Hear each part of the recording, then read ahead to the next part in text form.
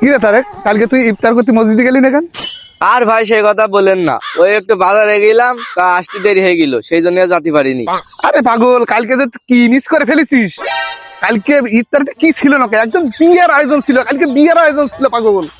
কালকে মনে কর যে বিরিয়ানি, তারপরে আছে যে রোস্ট, তারপরে আছে যে কি কয় খেজুর, 2 রকম আপেল, আঙুর ফল, ঝাল মুড়ি, পেঁয়াজ। কি যে কব তোর আমি, একদম বিয়ের আয়োজন ছিল, বিয়ের আয়োজন। আরে ভাই, তা আপনি আমার খাবারের লোভ দেখাচ্ছেন কেন? মসজিদে বিরিয়ানি দিয়েছে, তা কি হয়েছে? আমার বাড়ি কি ইফতার কম ছিল নাকি? আমি তো সুলামুড়ি আমি আমি মসজিদে চাকরি হইতে শুধু বিরিয়ানি